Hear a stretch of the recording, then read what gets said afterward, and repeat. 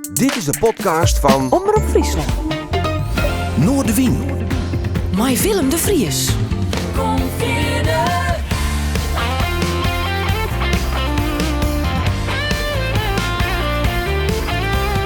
Alles wat te speelt.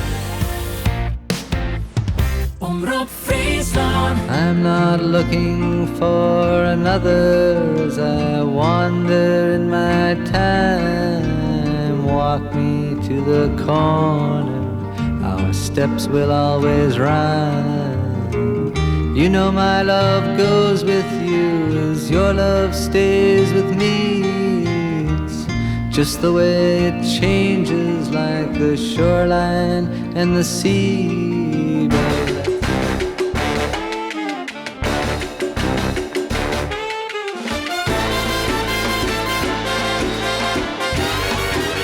Dit is Noordewien. Goeie, en welkom bij Noordewien. Hier hebben wij een bijzondere gast onder de tafel. Je kent hem acteur, regisseur, schreeuwernemer, maar hij is intussen een haat publiek bij het theater. En net heel lang verlien, ongeveer 2 jaar verlien, wie hij toch wel in de aandacht vanwege De Grauwe Hemel. Onder de Frieske Grauwe Hemel. Het boek en een theatervoorstelling over Piet Paaltjes. François Haversmit. Een nieuwsgierig verhaal dus. En het lijkt mij wel leuk om eens even rond te zien op die periode. En wat hij op dit stuit doet. Ik had door Johannes Keekstra. Mooi dat je bent. Welkom. Ja, dankjewel. Hoe is het? Wat leuk om hier te wezen. Ja, het is goed. En ja, ik zit nou in... ik ben nog net zo lang dwaande bij theater als haat publiek. Ja, heel vast eigenlijk nog, hè? Ja, heel nij. En dan maakt de marketing, communicatie wat onloeken, beter op prem zetten. En zo wat heen. Er zitten heel kundige mensen. Maar we kennen hem ook horen. Nog mooier feestje van mij misschien. En ja, ik kom bij de Oerhiet Wij. Dus dat is wel even een mooie... ja, ik wil een aparte stap, maar wel een hele leuke stap. Het klinkt als een hele oerstap, maar of valt het daar? Nou, bij de Oerhiet. Ik kom bij de provincie Friesland Wij. En De Oerhiet is, ik zat vroeger weer heel star, toch? ik rond net in een pak of zo. Nee. Nou, net altijd, Nou, mag ik zeggen. ik had die woonpeek in het park jongen, maar Ja, juist. Ik heb wel eens een pakje om. Maar... die zit nog wel langer hier trouwens. Ja, had ik wel hoor. Ja, klopt het, ja. Ja, mooie combinaties hebben we voor het namelijk. Ja. Maar nee, dat... die oergang bij de provincie, wie ik al de laatste jaren ik teamleider van een communicatieteam. Van de creatieve mensen, farmjouwers, reprografie, de webredactie is dat wat heen. En dus in dat opzicht is misschien nog net in zoveel oors. Alleen dat we hebben toen zulke oren ding. We hadden toen mooie voorstellingen die we de vooral inslingeren in maaien en ik een boodschap die erachter zit. En ja, dat vind ik wel hartstikke leuk. Ja. Is dat dan zo'n droombaan of komt het gewoon toevallig verdel? Nou, misschien wel een combinatie van beiden. Maar het is altijd een droombaan is, dan is het iemand die ik me net altijd realiseren heb. Want ik ben eigenlijk net eerst op het theater met ben ik vrij nij. Het is nog niet eens zo lang dat ik daar nou echt mee dwaande ben. Maar ik zet wel zo in elkaar. Als er wat is dat mij interesseert, dan doe ik daarin. En ik kijk net alleen maar... Ja, consument wezen, achteroorleunen, maar dan ook voor de diepte in. Dus ik ga een keer spelen. En dat is nou haast 10 in denk ik of zo. En dat vond ik wel aardig, maar toen ik kon spelen, toen vond ik echt wel wat van de tekst. En dan zie ik wel even te zien van wat doet die regisseur en zo. Toen dacht ik, nou, ik kan zelf wel wat aan die tekst kaven. En ik dacht, nou, ik wil het zelf, ik wil eens even zien hoe het maar het regisseren zit en zo wat heen. Dus ja, dan ben ik dwang gaan en meer spelen en voor het in leuke stikken en zo. Dan kwam ik op mijn paard. En zeker als man in het amateurvlak, die kennen vaak echt wel broeken. Wat is je eerste rol eigenlijk? Nou, mijn eerste rol, die het echt wat bekend hiet hier. En dat wie de rol van Slauerhof, de dichter uit Ljouwert. In het stuk In Memoriam Patris in de Dwarpskerk in Huzum in 2018, dan het eerste langlijn. En in 2018 had ik een heel soort bedijn hoorn. Dat wie drok hier, hè? Dat wie een heel drok hier, ja. Ja, klopt het, ja. Ja, en, maar daarvoor had ik nog spelen in... dat wie eigenlijk mijn eerste rol in Tietjerk, waar ik doe correct winnen. Wie een stuk in 2017. Het paard naar vrijheid en wie een heel spektakel door het hele dorp heen, een lange kuier. En daar kreeg ik een heel mooie rol in.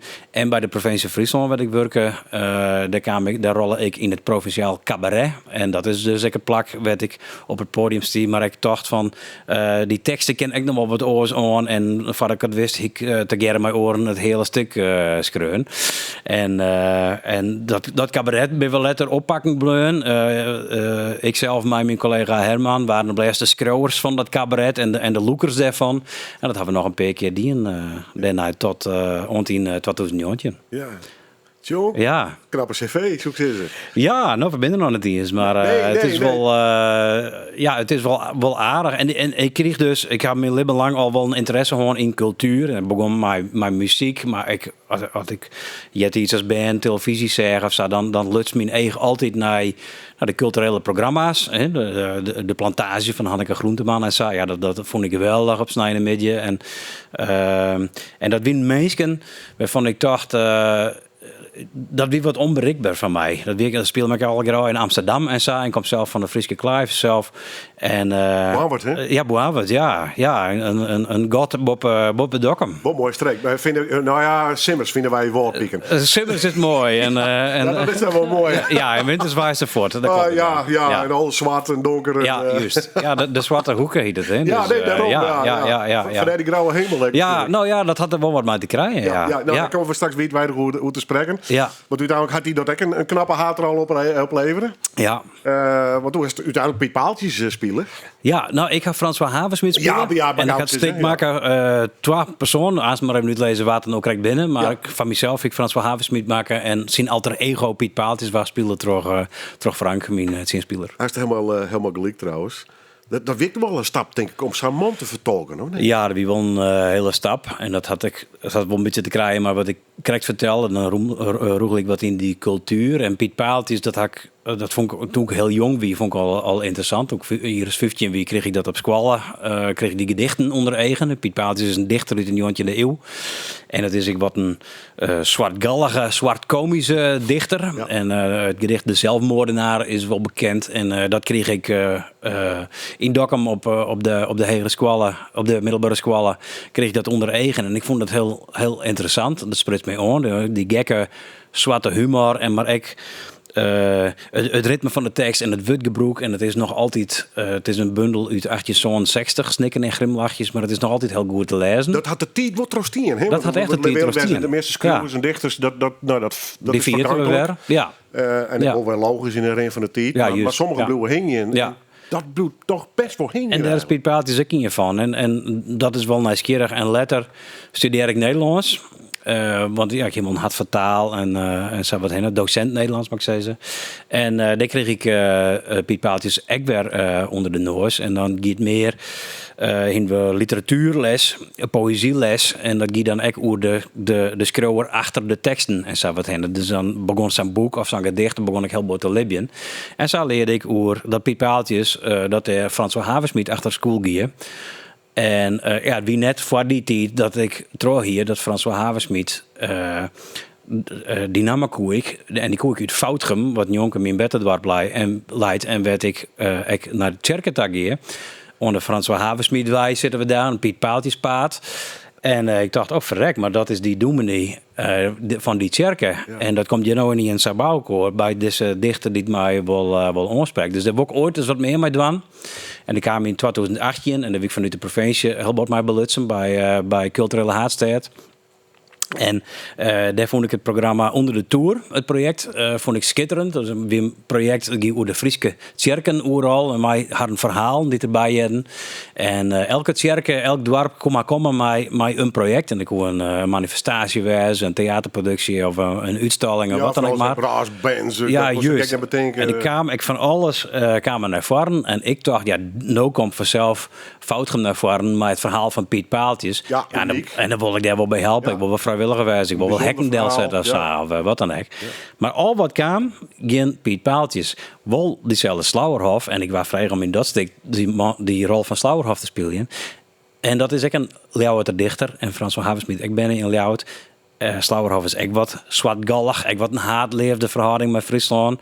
En dat sterkte mij alleen maar meer in de gedachte van, we gingen eigenlijk echt wat met Piet Paaltjes doen hadden. En in 2018 voorbij wie, en ik geef van alles en nog wat, ik lag helemaal door de kop dat hele jaar, ik zit die overal bij. Ik hong in de reuzen, ik zette hekwerkkleren, ik controleerde kaarten. Vanuit het werk wie ik naar parselwoordvierder en zo wat heen. Ik ontvang media uit het boetenland en neem al geen meer op. En dat vond ik geweldig. En dat is ook weer omdat ik bij de provincie bleef woon. Ik denk, dan kijk ik het op de eerste rang, mijn meidje. Het is voor Roen. Ja, en doe wie 2008 voorbij. En toen dacht ik, wat moet ik nou? Net ook nou echt in het zwart gat voel, maar ik dacht, deze cultuurslag die wil ik vasthouden van mezelf. En het is no tijd om eens te verdiepen in die havensmid. Aan expaaltjes. En dus ik rond in het skoft van het werk in Leeuwarden rond ik even naar de boekhandel. En ik ging op zoek naar een biografie. Daarvan uitgaan dat hij de wijze zo. Wie er net. Woldebundel Snikken en Grimlachjes uit 1860 in de Saffolste editie. Dus ik denk, die is nog altijd relevant, want die wordt nog altijd herdrukt. Nou, die heb ik even gekocht en mijn naam, want die dik van een middelbare squalle ergens in de dozen hier die wie al verdwenen. En voordat ik voortging, dacht ik even bij de tweede hoornsafdeling zien, even zien dat er wat is bij de P en bij de H van Paaltjes en Havensmid en bij de H, zeg ik een heel klein boekje, maar Frans van Havensmid op een reg en die peelde ik uit die kostwij en er zijn 2 kwarte verhalen skreun onder namen van Havensmid zelf. En dan ben Grutte en Verbustering gingen die allebei de oer zijn tijd in Foutgem. Dus ik hier informatie uit de eerste hoorn. Mooi dichterlijk, prachtig omschreven. Net in dichtvorm, maar gewoon in een verhaalvorm. Wat hij daar belibben hier, werd hij rond hier. En ik nam het boek mee en ik lees dat. En ik herkende gewoon werd hij rond. Ik hoe die voortstappen die hij zette. Ik hoe de cirkel die hij omschreven. Werd hij zo triest van waar. En wat hij zo saai vond en verschrikkelijk vond. Onder die grauwe hemel, zoals zei van wat is Friesland. Die klaai daar bij Holbert. Ja. En, 3 in de loft. Ja, juist. En toen dacht ik, je moet ik wat mee. Ik ben geen theatermaker, zo dwark me ik absoluut net te nemen, dacht ik in 2009. Maar je leidt al een heel theaterstuk van mij. Die man had het zelf als kreun. Ik moet je nou wat mee. En zei je dat baltje rollen. En voordat ik het wist, wie ik niet en toch theatermaker, schrouwer, speler. Ja, want boek weer de eerste natuurlijk. Ja, maar het theaterstuk wie mijn eerste insteek. Maar ik had nou in 2009 dat ik dat ontduits. En toen had ik eerst contactlijn met de kerken en zo wat heen. Van willen je dit bol? Ik een beetje, maar ik dacht dat ze nou gewoon nee zei. Dan ook dit avontuur net te gaan. Want dit wordt groot altijd de trend in de clown, dat viel je dan al hoor. Maar dan zijn ze ja. En toen had ik zei van nou, ik kom in 2020 weer om. Als ik dan wat bedacht ha, als ik een idee ha, dan zetten we terug. Als iemand dan nog willen, kan je hem ondertussen nog niet in denken. Als het net zo is, dan sterft het misschien een schone dood. Maar dan hebben we het in elk geval, er even nog hoorn, is echt leuk, best genoeg. Dus, maar dat idee ging we in 2009 uit elkaar. En toen ben ik in 2020 droom ta en de raderen die draaiden wel, maar dat ben ik droom om een script op te zetten, maar toen kwam corona voorbij. Dus ik wil zetten een theaterscript en weer contact lezen met Tjerke. Wil je hem dit nog, maar ik doe het nou net al. Ik doe er net een datum van te prikken, want ik denk dat het voorlopig geen doel had. Dus ik denk dat we tot 2022 gaan maken op zijn betiest. Ja, want de voorstelling zie je, maar goed, daar zit een enorme tariering op. Er zit een hele productie bij. Ja, juist. Oefenen. En dat ik uit de tweede gewoon wel al wat meemaken, dus dat ik wel in de gaten. Dus ik zei, let het maar hoe 2022 gaan we, maar ik even voorzichtig nadenken. Nou, en die coronatijd, die lockdowns, die vallen blind elkaar maar opvolgen en dat ging maar terug. En ik sta er gewoon, ik al een compleet script, maar die lockdowns winnen dan net voorbij en ik win er net verzadigen. En ik ging ondertussen via Marktplaats en boekwinkeltjes.nl en zo van alles bij elkaar garren. En natuurlijk de digitale bibliotheken en zo. Dus ons die een heel veel slime beeld van die Havensmid en Paaltjes van mij. Wat voor man dat het weer, wat voor Fries dat het weer. En zo wat hinnen. En dat is wie algemene informatie wat ik net iets aan stik kwijt kennen zo. Als mij een verhaal die net te krijgen en al dat soort dramatiek en zo wat hinnen. Kill your darlings om juist. Ja. En ik dacht, ik ben ook wel een mansje. Ik als diezelfde 15-jarige had ik altijd wel dacht van ik scoor nog wel eens een boekmaatje wel. En toen dacht ik niet, misschien wordt dit mijn boek wel. Dus en doe ik een uitjouwer benaderen. Ik kreeg de tip voor een uitjouwer Weidemeer. Misschien vindt u dat wel aardig. En ik maar een beetje hoop dat hij nee zei zo, want dan hoorde ik net om zijn boek te beginnen, benader ik hem en het weer voort. Ja, laten we dit doen, want dit is hartstikke leuk. Oeps. Ja, en toen had ik in een tijd het boek eruit poept. Wow. En zo ik trouw mij het script en had een team eromheen verzamelen, een productieteam en zo wat heen spelers, regisseur, om de theaterstuk deel te zetten. En ik kwam precies zo uit, boek, november 2021, stik in Foutgem Locatietheater in maart 2022. En dat is hoe ik het bedacht hier. En dat is, ja, dat vind ik geweldig. Ja, een mooi, prachtig Ja. verhaal. Gaan we straks verder op praten. Wij iepen bij muziek en dan geef ik me terug. Ja. Leonard Cohen. Ja. Why? Dit nummer. Hey, that's no way to say goodbye. Ja, juist. En dus, ik vind het een heel mooi nummer. Hij had sowieso een heel mooie stem en een mooie manier van schreeuwen. Er zit een heel mooie damesstem bij. Judy, de achternaam ontgeet me even, maar het jet prachtig. En dit nummer ken ik van zijn best-of plaat uit de jaren 70 en die hield in zijn platenkofferke. En die hield dat ook op cassettebandje. En die hield dat eens altijd in een auto aan te staan. En zodoende ken ik die plaat wel dreamen. En ik heb hem later zelf ook nog kocht. Want ik ga ik als datzelfde puberjonkje in de jaren 90 nog zonder centen. Soms was een boezield voor de jidje of zo. Maar doe ik ook een heel soort vinylkeepje. Want dat wie heel al de moorden. Elke keer die daarvoor. Want er moesten cd's wijzen. Ja. En wie in tweedehands winkeltjes. En die verkochten van 5 goene LP's. Ja, en zag hoe ik... Safvolle liefhebbers hadden heb speed van. Ja, nou ja, en een heel soort stiert nog bij mij thuis. Ja, dus bij deze. Ja, en zo ga ik onder meer ik diezelfde plaat kocht. Wat is die soundtrack van de jeugd dus? Ja, ik wil een beetje te geren met de Beatles, maar ik wil muziek dat een hele orenkant uit gaat, want ik op heel jonge leeftijd, op mijn 8e, kwam ik in aanraking met Iron Maiden en Twisted Sister en zo wat hinnen. En Van Uther, en dan kwam er mijn oudere broer, die neemt dan eens een LP mee en die Killers van Iron Maiden, die mijn naam, die wie toen 13 of zo en ik wie 8. En ik wie gek op tekeningen, dat deed ik een heel soort. En wat de hoezen van Iron Maiden ken, die weet dat kunstwerken binnen. Ja, prachtig. Ja, echt heel mooi. Net voor elke niet fraai om te zien, maar het is wel heel fraai makken. En vooral die hoes. En ik ging er nooit zoiets zien. Die Eddie, dat zombie-achtige figuur, die mascotte van die band. En mijn bloederige billen op de voorkant en een kwaadaardige grijs. En ik Bring ging... your daughters to the slaughter. Nou ja, juist. Ja, dat is nog weer van een letterplaat. Maar Ja, deze maar plaat... toch het idee ja, van Maiden, dat hè? idee. Ja. Ja, juist. En ik ging er nooit zo zien. En ik vond het griezelig. Maar ik vond het ik zo prachtig tekenen. En ik volgde de lijntjes met mijn eigen.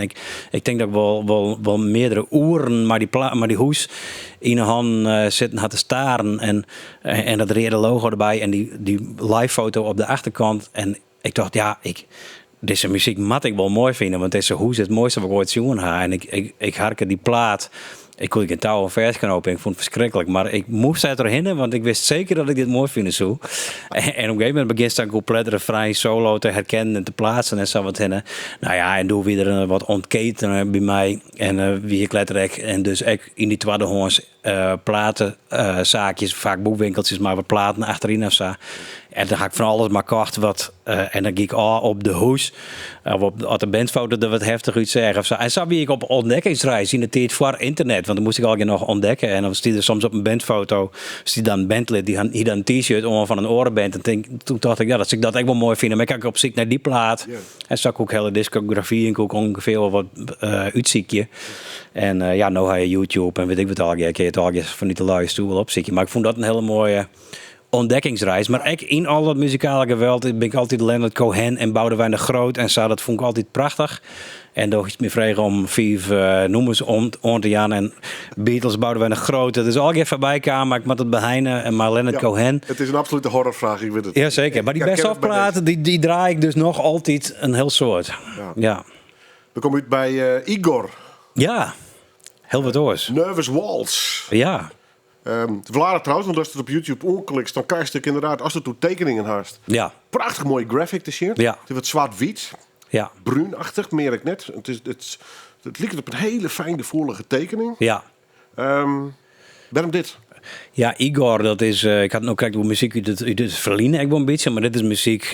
ik ben net een hele grote volger van muziek meer, mag ik zeggen. Dus ik ben ik pluk wat ik hier en daar voorbij kom.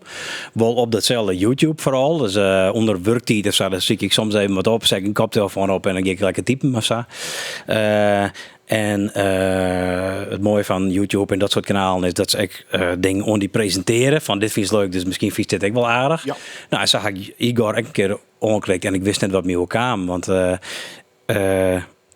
in Igor, dat is een Franse band. Of eigenlijk is het een eenmansproject van Gauthier Serre, een Fransman. En die had al geen mensen om me heen samelen en zaten aan de maken die platen. En dat is, ja, het is van alles en nog wat. Er zit black metal in, er zit death metal in. Maar er zit ik hele oren kanten op. Er zit soms ook er kan van alles in zitten. Een accordeon of een mondharmonica, etnische muziek, Jiddische zang, Arabische instrumenten. Out of the box dus eigenlijk. Echt alles out of the box. En er is geen genre op te plakken. En dat vind ik prachtig. Ik vind het prachtig dat zo'n man dat doet. En ik had er ook even wat over opzacht, maar hij zei... ik wil graag muziek maken, maar ik wil dan gewoon de plaatmaatje die ik zelf thuis graag opzet. Of mijn hele platenkast, die wil ik eigenlijk in een plaat naar voren brengen. En dat is heel wat, weet ik van haar. Ik herken dat wel wat. Hij had net echt een plan. Hij doet eigenlijk maar wat. Maar er komen schitterende dingen komen daaruit. En Igor is... Ja, dus, het gist op vraatreis als die muziek gist. Igor, ik zit er voor maar even bij. Als je met opziekje willen, is het Igor met 3 R'en aan het eind. Uron di Toronto. Toronto, Toronto. Uron di Toronto. Toronto, Toronto.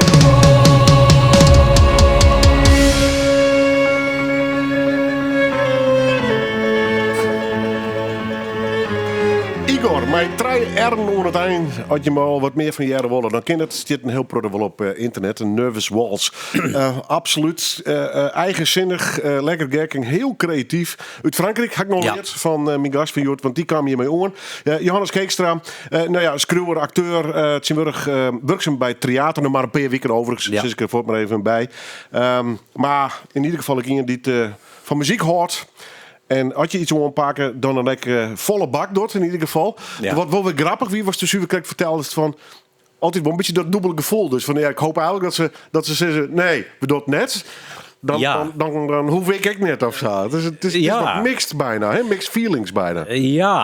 Nou, omdat ik in dat geval wel wist om wat voor avontuur dat ik begon. Want ik viel gewoon dat dit wat gruts wie. Zag het dit rent uit de klauwen? Ja, en ik weet ik van mezelf dat als het maar hetzelfde mat het goed.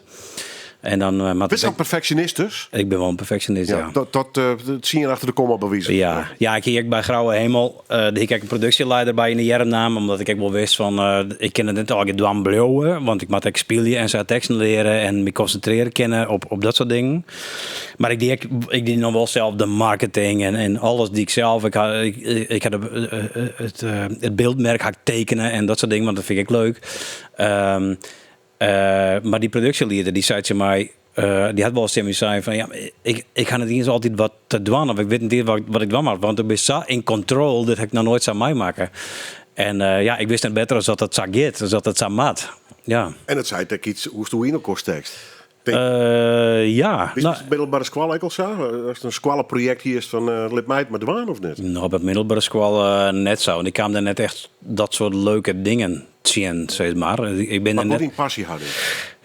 Ja, en dat komt vaak automatisch op mijn paard. Of ik zie je dat, of ik vind dat gewoon. En dan valt dat kwartje en dan vind ik dat mooi. Dus en dan wil ik elk aspect kennen. Zoals ik zei, van dan zit een keer op een podium te acteren, maar dan denk ik, wat doet die regisseur eigenlijk? Oh, dat mag ik dan ook een keer proberen, want dan wil ik in elk geval wat ze toe hebben. En uitvinden ken ik dat. Dus ja. Want ik heb het natuurlijk even inlezen en was wel je bedijn hast. Ja. Beetje af trouwens. Knap, dan ben je nog maar begin 40 en dan had al aardig wat op die nummers kunnen. Nou ja. Maar het viel me op, een hele projectmatige zaken, hè? Van Lon van Taal tot Lene Vries. Ja. Nogmaals, het zal alleen in Geerwerk met Oorden West maar Ja. toch bij al van die projecten die Ja. op zichzelf staan. Dat hele verhaal met Piet Paaltjes, François Haversmit.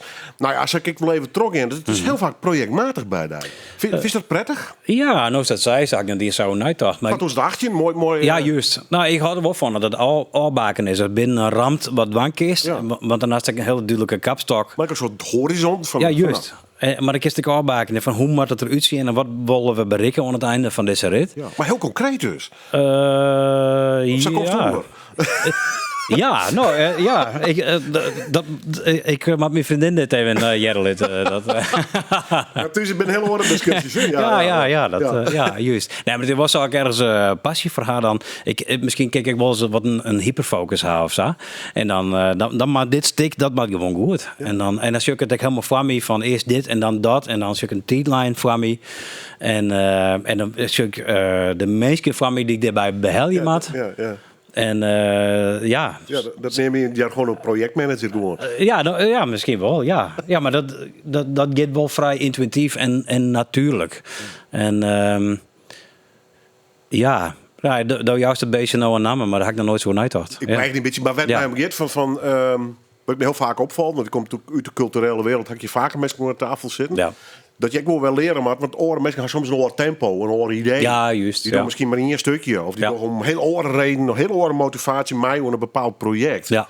Kist daar wat mee opgaan?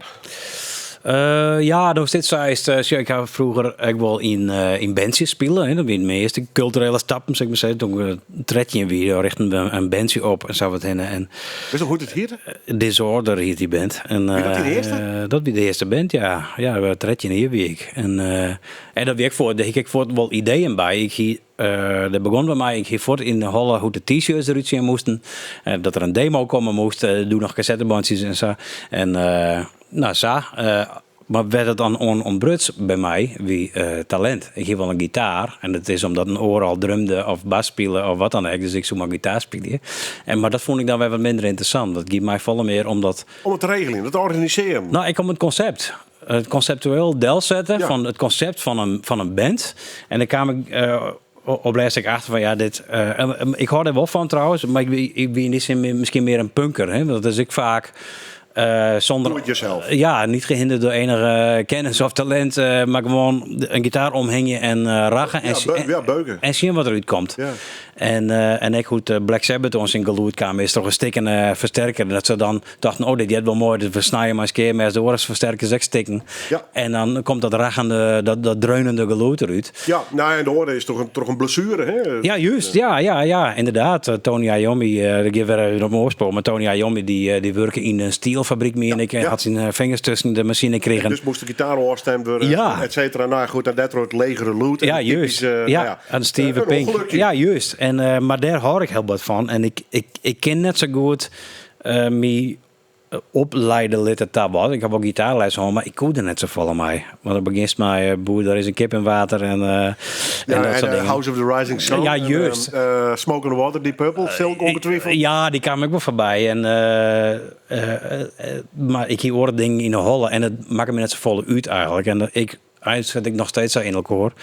Ik weet eigenlijk helemaal niet wat ik ken en wat ik hier wel goed in ben, maar ik wil het gewoon uitvinden. Nou, organiseren dus. Ja, dat is dan misschien wat het al je verbindt. Brengen. Ja, dat slaagt het meestal wel goed. Ja. Maar mij acteren of zo, ja. Het lijkt mij leuk, dus ik denk dat ik dit wel ken. En dan gaat dat wat. En die vind ik wel goed te horen net. Van Slauerhof en letter François Haversmit. Daar ben ik wel Peter Gerallen. Nou, die ben makkelijker dan liep op mij. Ja, dat is wel zo. Ben ik zwieren heren, zwiertenzige heren. Ik me dat is toch iets van de karaktersdel zet, wordt ik in een hele lichaamshouding. Ja, juist. Gezichtsuitdrukking. Ja. Dus het is net even een tekst op de dag. Nee, juist. En bij beide rollen zitten er bestaande mensen echt bestaan haar. En in beide gevallen liep ik echt wel een beetje op de man om wat het gaat. Dus dat helpt echt al. Ik ben de zwieren op hand, dacht ik. Maar ze ben wat zwieren op hand, ja. En dat is ergens een liedse kant van mij. En dat had elke niet, denk ik wel wat. Maar ik ben wel een tinker. En mensen die het heel wat denken, die kennen ik wel eens oertinken. En als je een protte oertinken, dan kan dat ik wel eens een wat naar beneden slaan. En ik weet, op reis weet ik dat erin zit en dat hij eens nooit meer. Maar ik ken dat gevoel wel opzieken. En ik snap een beetje, als je bij beide mannen weer dat wel extreem. En die ben ik beide net mooi eindigen. Het leven is net vrij eindigen. Nee, maar met mij Slauwerhof en help ik met François Havers met het zelfmoordplegen. Ja, die had hem verhongen blijst. Ja. Die zei dat blijst echt niet meer zitten. Ja. En Slauwerhof, die waren op blijst slim ziek.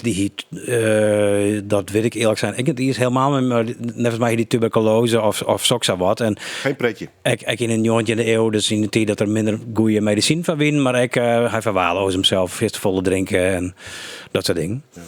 Dus, maar dat is wel een gevoel dat ik wel opzieken ken. En wat me eigenlijk altijd wel intrigeert, want ze weten dat gevoel om te zetten in prachtige keus. En dat geldt van heel soort muzikanten. Ik zei, Leonard Cohen die we krijgen draaien, dat is ik net zo'n vrolijke Frans natuurlijk. Nee, dat weet ik.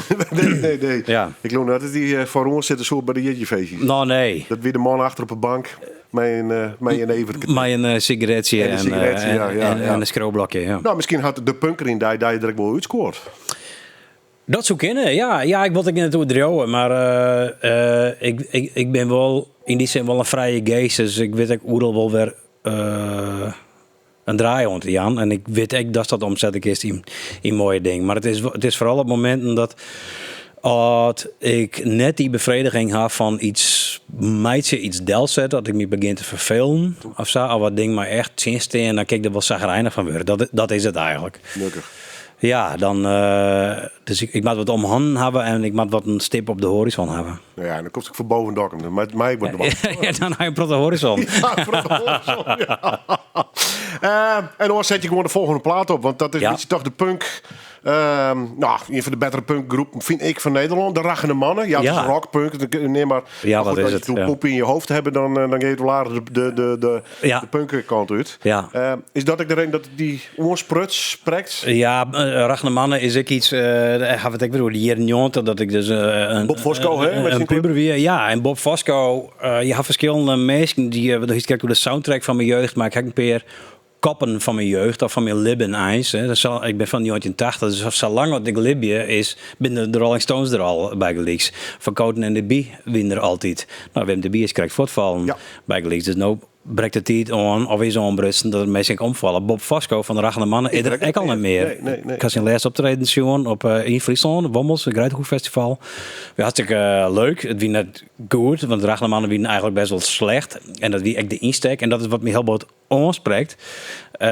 Ik heb een prachtig boek, autobiografie van Bob Fosco. Sodomiet erop, heet dat. En dan omschreeuwt hoe het daar de Rachende Mannen kaam is. En dat is ijs. En dat is herkenning ook bij mij. Dat is ijs. Hij heeft van alles in zijn hollen. Ergernissen, passie, woede. En hij woede dat er in één keer uitpersen in muzikale vorm. En hoe dat eruit zag en hoe dat klonk, dat maakte hem niks uit. En de hoede geen talent bij te wijzen en hij wil ook net al te veel repeteren. Dat wie eigenlijk het stramien van de band die hij om hem heen samelen. En poep in je hoofd is erbij gelijk zeg in 3 takes op de boon knalde, want meer woont ze echt net.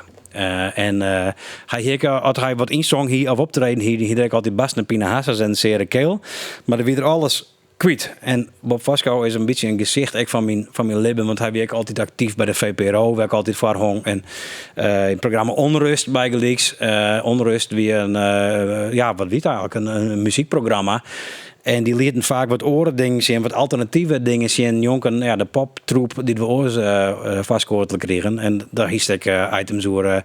Ik weet nog wel dat NWA erin zit. En zo ben hartstikke nieuwsgierig. Dat kwam nergens over zien. Geen internet, hè. Dus moesten van dat soort plukjes hebben. Nou, als ik bij Friesland is, Dok Lokaaltje, weet ik nog. Ja, juist. Ja, lul en zo. Ja, en dat vond ik beren nieuwsgierig. Dat vond ik hartstikke leuk. En Bob Fosco die treden daar dan wel eens in op. Want er zijn wat kwarte sketches of zo. En ik weet dan een keer dat ze een item over metalbands, Nederlandse metalbands, Gorefest, Pestilence of zo, denk ik.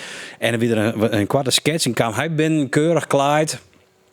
Maar een kettingzaag onder de jerm. En ik kwam er binnen bij een platenzaak. En dan zei dus die keurige heer achter de toonbank. Waar is hier de easy listening? Nou, daar in die hoek. En hij scoort die kettingzaag op. En hij zei het al zo'n barrels. En dat vond ik, liep het zo'n hoes van Iron Maiden. Dat wie echt... jaw-dropping van mij. Dat vond ik geweldig. Zoals. En zo wie dat een kop die altijd weer omkwam van mij. En een beetje een eerbetoon eigenlijk dat ik dit uitzocht had.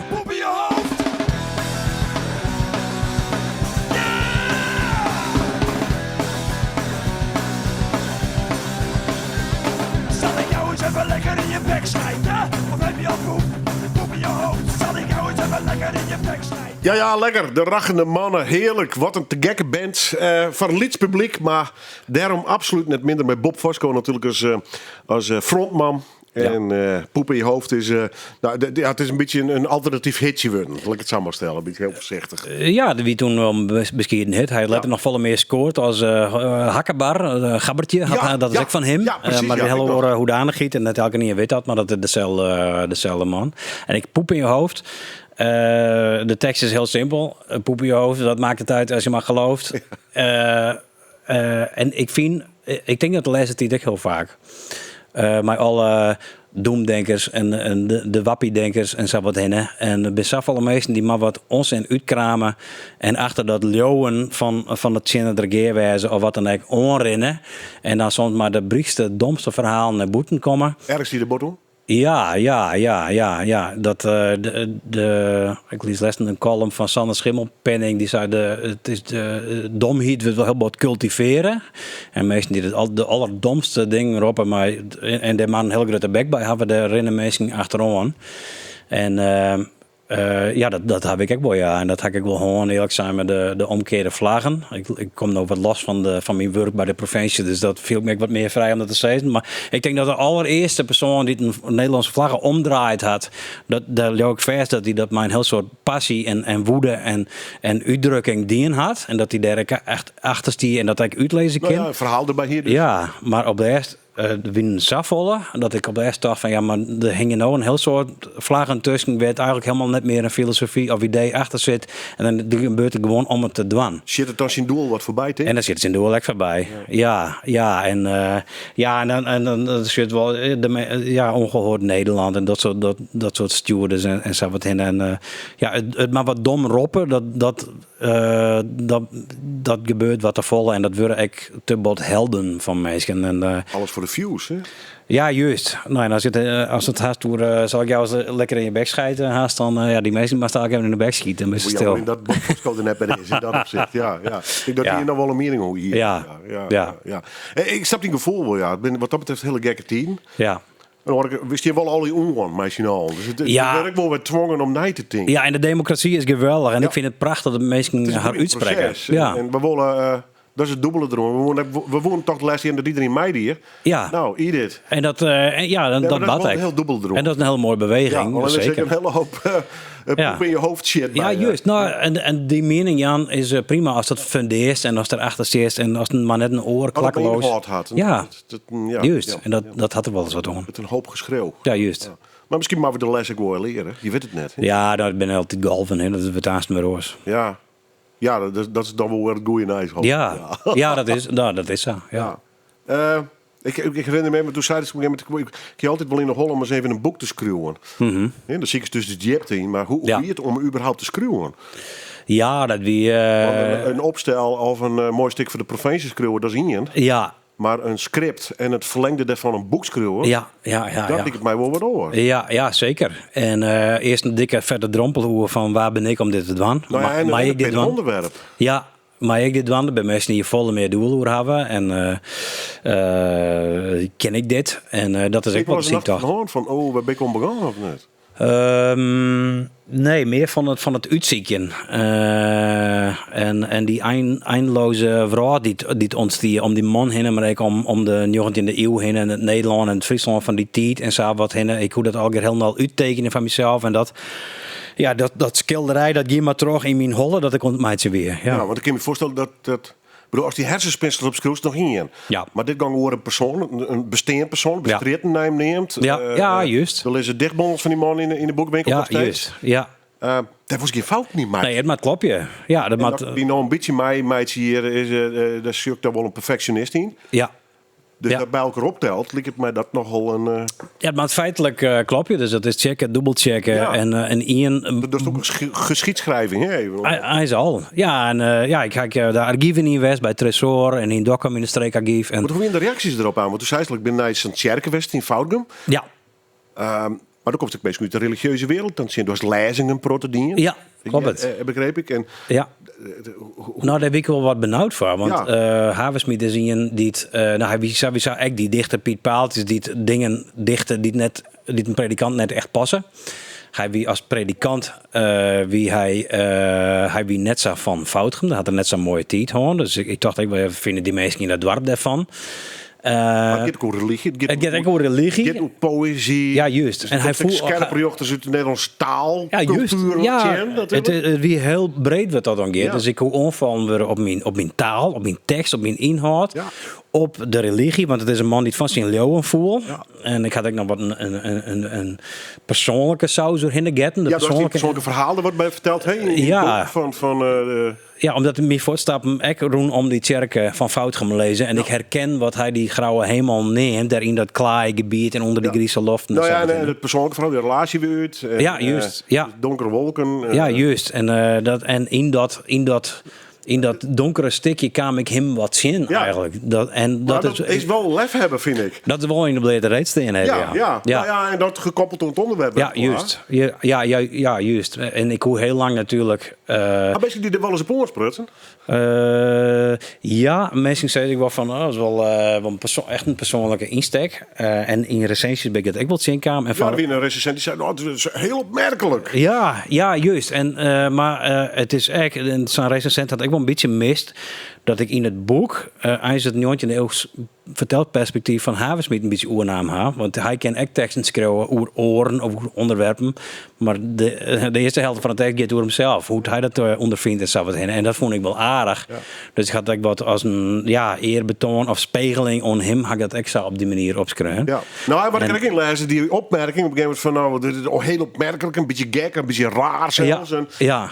daar zit ik een beetje bij, en dat had in de Nederlandse letteren wel vaker van, waar bist u om uw helden te komen? Ja, juist. Snap je wat ik bedoel? Ja, juist. En er zit... Hoe dwaast? Ja. Ik bedoel nog net letterlijk, maar hoe dwaast als Johannes Keekstra die te vereenzelvigen met Piet Paaltjes, de grote Piet Ja, Paaltjes. juist. En dat die van mezelf ook wel spannend. En dat had ik ook wel veel. Alleen dacht ik speel me helemaal net onzien. Sterker nog in het boek omschreef ik van, ik ken sinds schoon al net Vitrie. Dat weet ik wel. Nee, maar ik snap hem, maar daar wie even dat... Ja, juist, ja.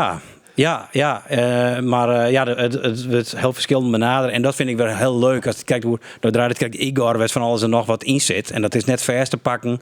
Het wist net, kijk, best naar Harkes en mijn boek uit verhalen van oren die wel blikken. En dat mensen net krijgt weten wat voor boek als er gewoon lezen binnen. En daar hoor ik wel heel wat van. Dat vind ik wel leuk. Dus, en ik vind zelf... ik ben heel kritisch op het scrollen en op het taalgebruik en op het ritme en dat soort dingen. Dus heel technisch. En om dat persoonlijke in Ian waarom te krijgen hoe de inhoud, dat vond ik in Ian heel gek. En ik dacht, verrek, ja. En ik ging dat naar de boekpresentatie, die ik zelf organiseren heb. En ik ben heel bedwaan op mij. Die moet er komen en die moet een boek krijgen. En dat is leuk voor de foto en zo wat heen. En doe wie dat voorbij. En die jongens zit ik op een bank en tevreden over die midjes, de boekpresentatie. En jongens, dacht ik erin... Er zijn mensen die hebben met je dat boek kocht en ik ga het nog lezen. Ja. En nu dan? Ja, want tot dan weer het iets heel solistisch en dat zal elke scroll Nee, hebben. in eigen wereldje. Ja, in een eigen wereldje. En niet een kast dat uit op de wereld en mensen matten daar wat mee. Ja. Wat een verhaal. En dan moet ik een berichtje proberen te matchen naar Celtic Frost. Dat slag het me net. Dus die meisje gewoon even uitlezen waar we dit draaien. Ja, nou dat berichtje is in die zin misschien wel te meisje. Omdat Celtic Frost, de band had zelf altijd Celtic Frost zijn. En dat had ik te krijgen maar een gebrek aan kennis van de Engelse taal. Denk ik. Het is een Zwitserse band. Ik ben begonnen als jonkjes. Ik van 14, 15 of zo. Als Hellhammer nog. En lekker vette namen. En dat...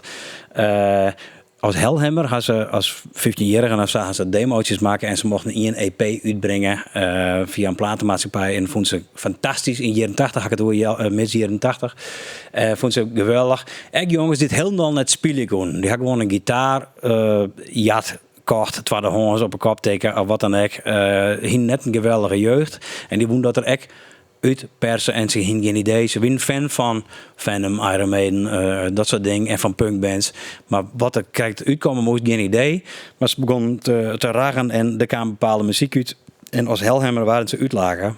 In heel slechte recensies kregen ze. En dus dat hadden ze opdoen. Ze ben onder een oren namen. Ben ze veel gaan. Celtic Frost waren het. Celtic Frost. Maar ik, en dat is ook weer herkenning. De platenhoes Morbid Tales is de eerste van Celtic Frost. Zelf bouwkoor tekenen, illustreren en ze de beide voornaamste bandleden zelf de tekening maken. En ze hadden geen idee hoe ze een platenhoes meidje moesten. Dus dan hadden ze zelf maar een bepaald soort calligrafie, hadden ze de songtitels en de danklijsten en dat soort dingen hadden ze al gemaakt en fotootjes op een papier geplakt. Ze hadden geen idee van een farmjouwer of een drukker wat hij dan krijgt door. Dus dat hadden ze al precies op formaat, op een oude LP-hoes of zo, hadden ze dat eroverheen geplakt. En zo je dat echt drukt en verskint. Dus het is echt zo'n self-made thuisproduct. Er werd een heel soort passie en creativiteit achter zit. En werd een talent om dit soort wordt. En ik realiseer me terdege dat een heel soort harkers nou denken wat is dit voor klote herrie. Maar ze had per ongeluk denk ik een heel soort bombast en diepgang naar voren gebracht. Want deze teksten die binnen net te volgen. Procreation of the Wicked. En de muziek. Maar het dropt bij mij in elk geval iets op. En ik vind het gewoon heel lekker om te horen.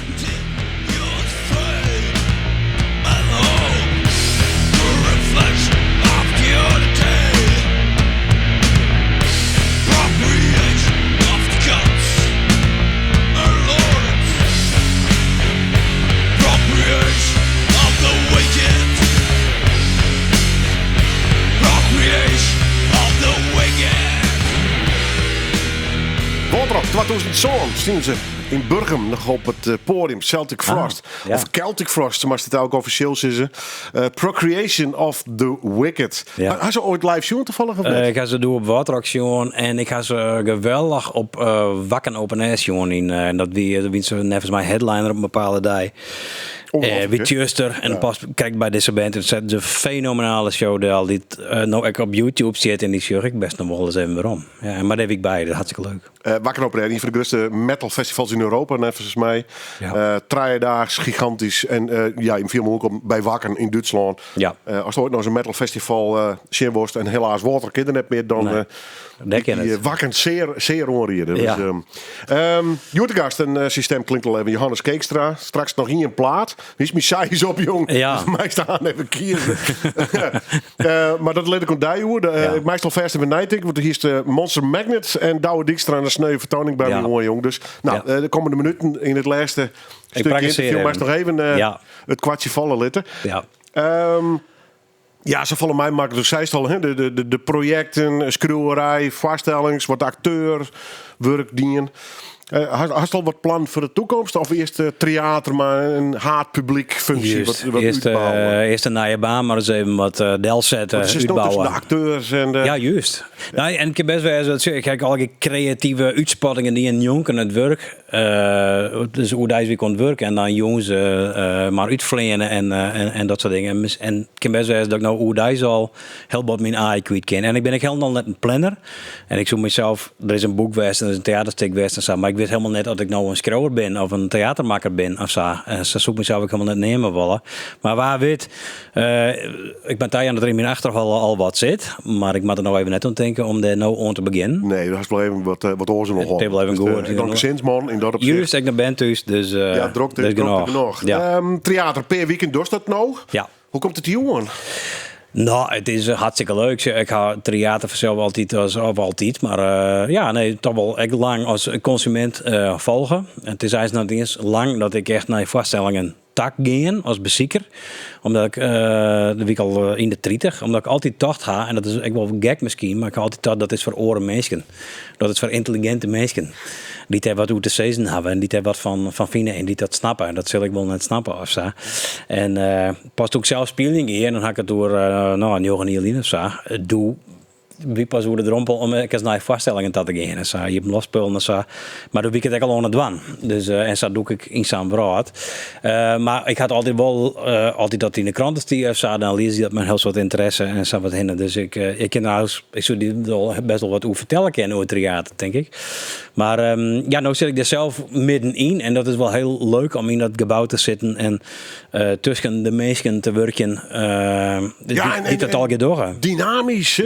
Ja, projecten sprutsen. Ja. Elke keer has weer een theatercyclus van een van die voorstellings. Ja. En dan was we trouw, dat was natuurlijk verkepen. Ja, juist ben ik ook een vaststellingen tegelijk. Hè, voor ben en jeugd en voor volwassenen. En er zijn weer producties op stapel voor pas oor hier, maar dan moet nou al hoe nadenken en ombouwen.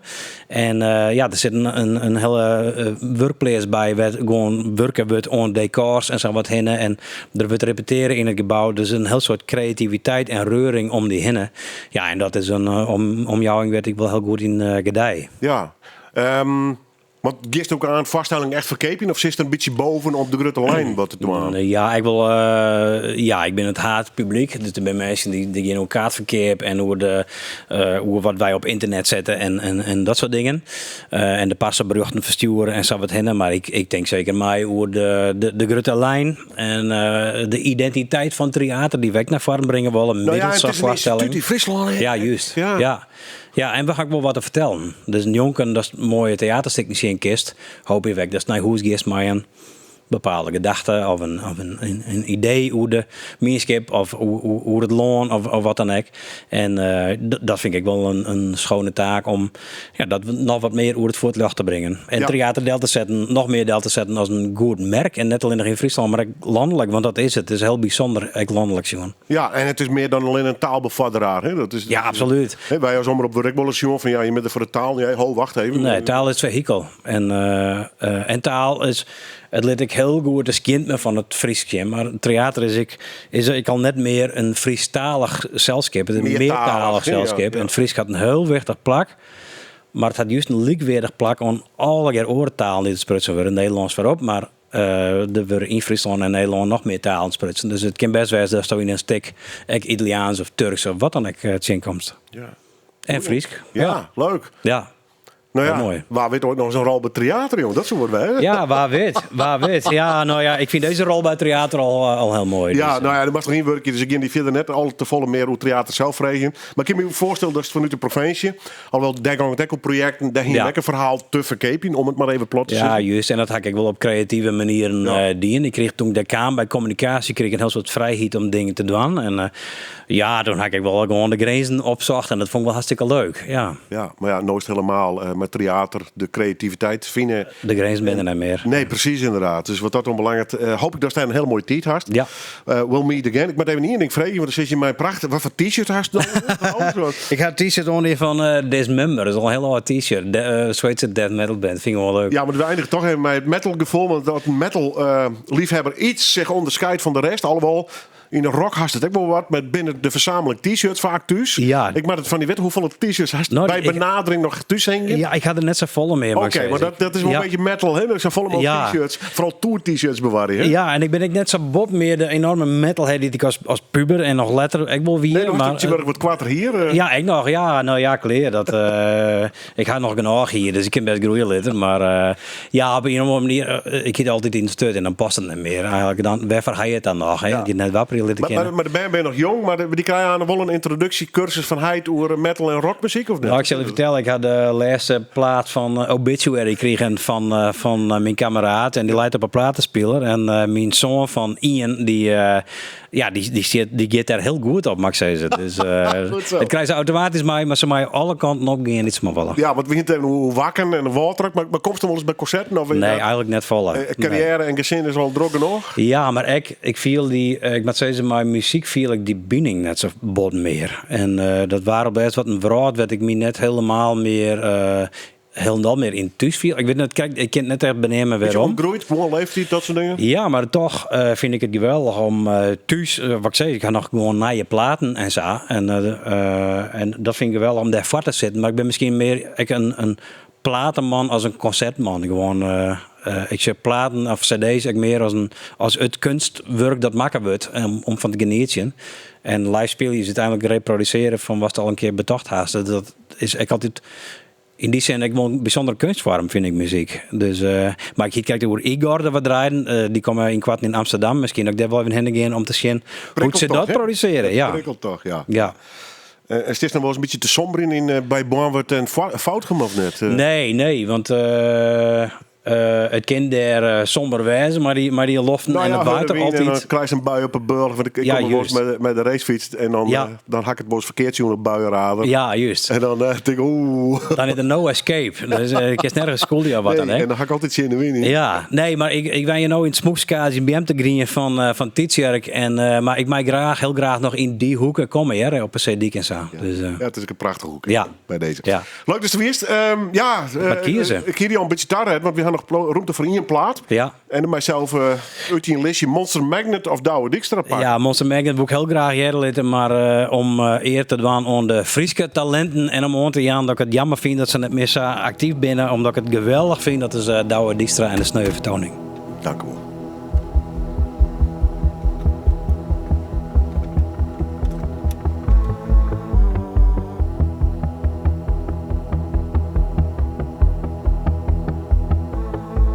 Glasbouwke.